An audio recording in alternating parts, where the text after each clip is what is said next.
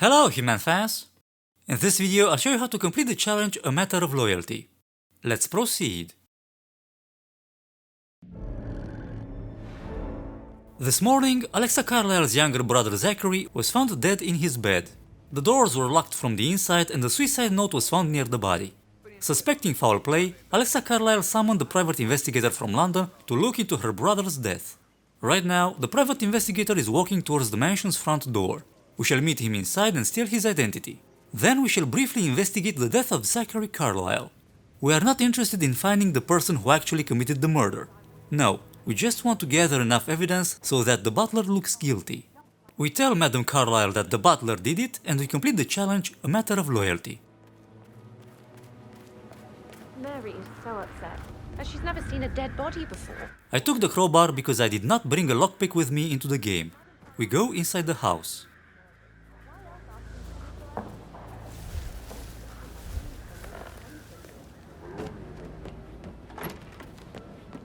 We hide here and wait for the private investigator to arrive.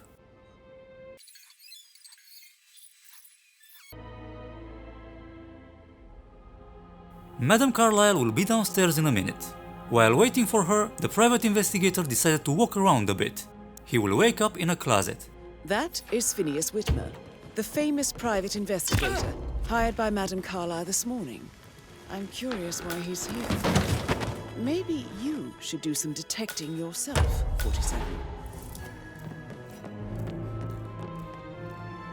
We now wait for Alexa Carlisle.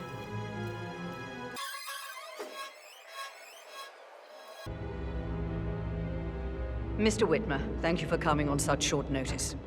A great tragedy has fallen upon us, and I need a quick resolution, handled with absolute discretion. Results and discretion are my speciality. Very well. I suppose you will want to start at the crime scene. In my experience, a thorough examination of a potential crime scene is half the job done. Good. Fernsby will take over from here. I am Mr. Fernsby, the butler. Madame Carlisle has asked me to assist you in any way possible. Mr. Whitmer, I understand that you've traveled from London. Would you care for some refreshments? Or do you prefer to go straight to Mr. Zachary's sleeping quarters? I prefer to get started. As you wish. If you'll follow me, sir. No need to follow Mr. Fernsby. I know where Zachary's bedroom is.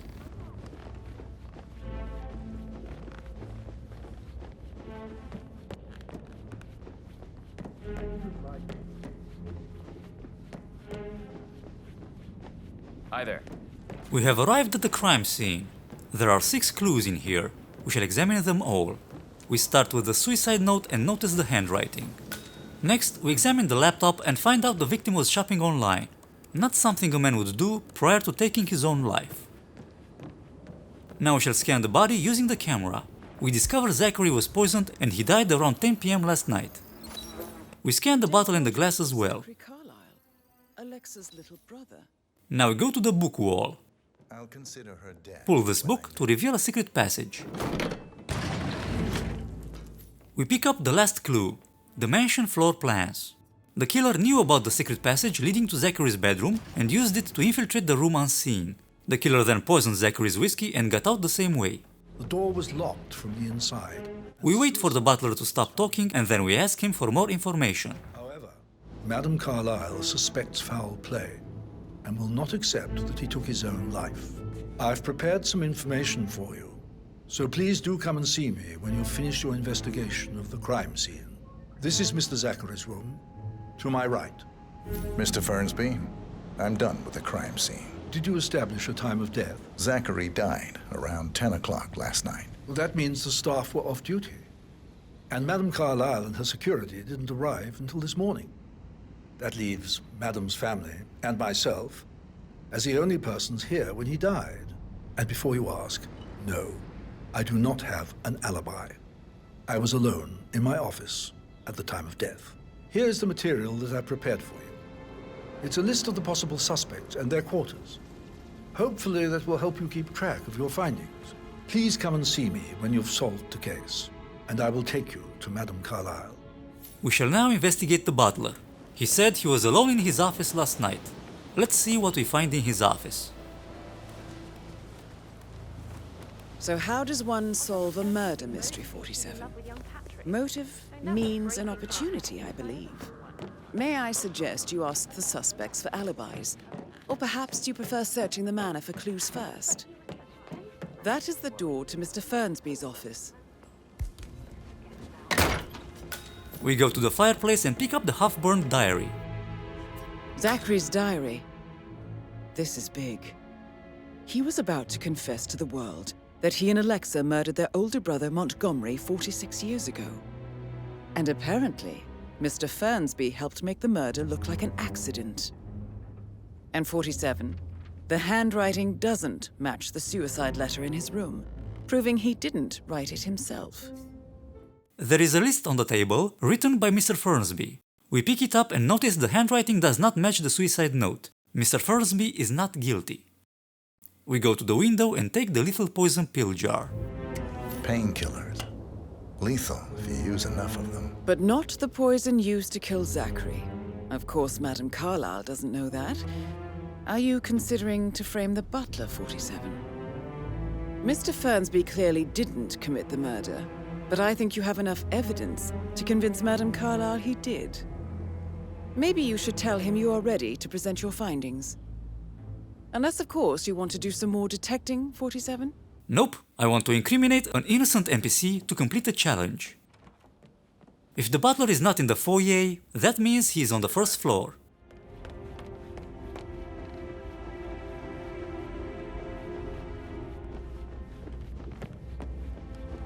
I'm ready to present my conclusion to Madame Carlisle. We go to Alexa Carlisle's office.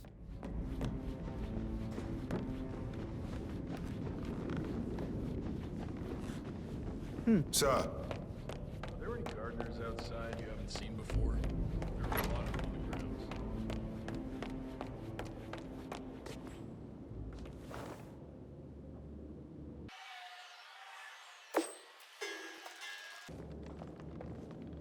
Please, go ahead. Press E to accuse the butler. The butler, Mr. Fernsby, killed Zachary. Fernsby? Oh, you've got that wrong. He would never do such a thing. He is the most loyal man I have ever met. I found pills in his office that matches the poison that killed your brother. Furthermore, I found Zachary's notebook, half burned, in Mr. Fernsby's fireplace. It showed that Zachary intended to publish a written confession to a murder the two of you committed nearly 50 years ago.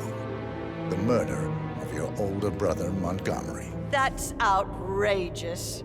We did no such thing. No need to feign innocence.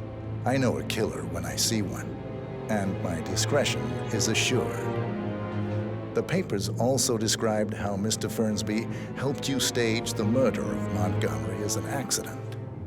I believe he killed Zachary not to be exposed as an accomplice to murder. Sweet Fernsby. You are wrong, Mr. Whitmer. He did not do it to protect himself. He did it to protect the Carlisle legacy. Mr. Fernsby, like myself, understands that sacrifices must be made to secure stability and prosperity.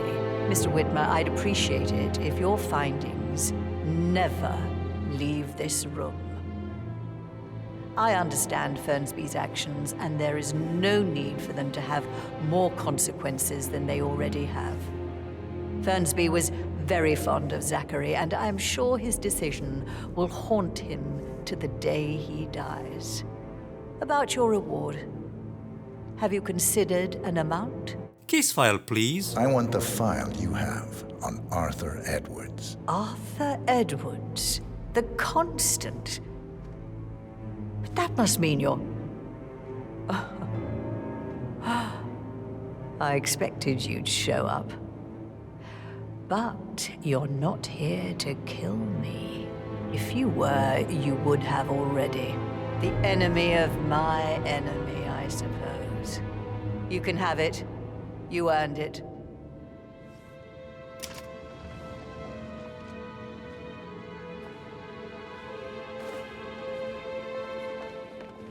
Greetings, sir. The file you want is in the safe. Good hunting. I need some privacy. Thank you.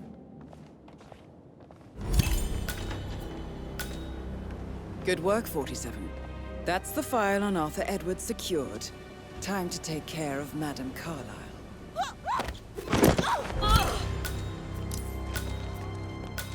Mission complete. Well done, 47.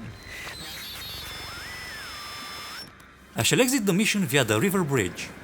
Now I say goodbye, and until next time, don't accuse any more butlers of crimes they did not commit. Looking good, man. Looking good.